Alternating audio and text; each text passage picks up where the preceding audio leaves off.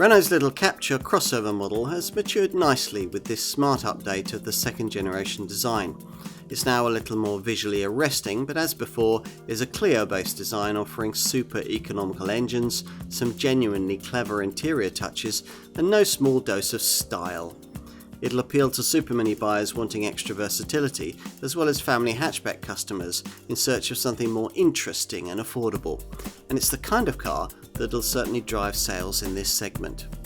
Mid-term updates don't usually come with significant engineering or handling changes, but in this case, Renault has tried to improve the rather forgettable handling characteristics of the original version of this second generation design.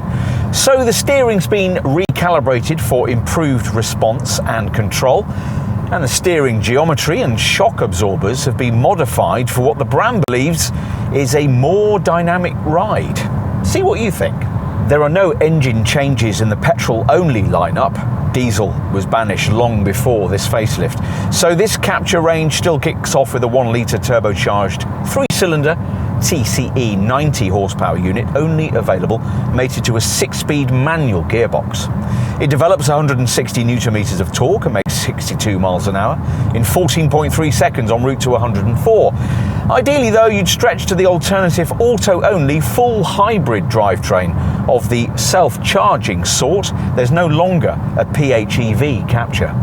That remaining self-charging, non-plug-in E-Tech hybrid 145 powertrain is what we're trying here. And as before, mates a 1.6-litre 4-cylinder engine with a couple of electric motors, one to drive the front wheels, the other to act as a starter generator to fire up the engine. The E-motors are energised by a tiny 1.2 kilowatt-hour battery, which can power the car alone for short distances in urban traffic. And via a new e-save function, you can save battery charge for later in your journey if you want to. The whole confection still isn't particularly smooth or refined, the steering's quite light and the auto gearbox isn't particularly eager to kick down. But total system output is a competitive 145 horsepower and 62 miles an hour occupies 10.6 seconds en route to 106. There are 4 multi-sense driving modes provided: Eco, Sport, Comfort and the configurable Perso setting.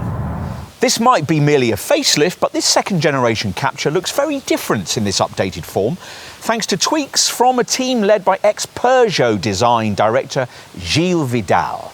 Borrowing cues from the scenic E-Tech Electric, there's now a much less rounded front end with a more complex front grille bearing the brand's redesigned logo. Plus, the smarter front bumper features vertical lighting strakes on either side which twinkle at you as you approach the car, key card in pocket.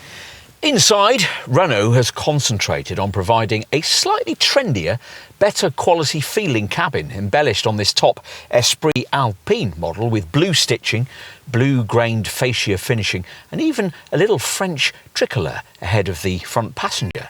There's still much the same rather oversized steering wheel, but the fabric-trimmed fascia looks nice. Recycled fabrics feature heavily.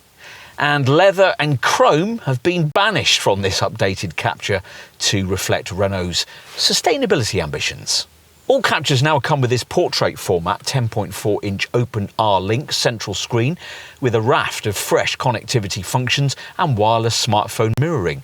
Another tech upgrade is this 10.25-inch digital driver's display, which you get above base trim and which offers a choice of 4 layouts. In the back, as before, the Captur features a sliding rear bench, still not that common in the segment, though it only slides in one section and isn't accompanied by reclining backrests.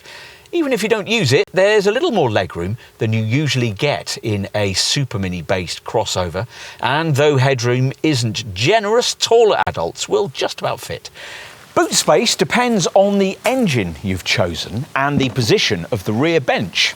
With the conventional TCE 90 engine, there's 484 litres when the bench is slid back, or 616 litres when it's pushed forward. With this E-Tech full hybrid, the figures fall to 348 litres and 480 litres.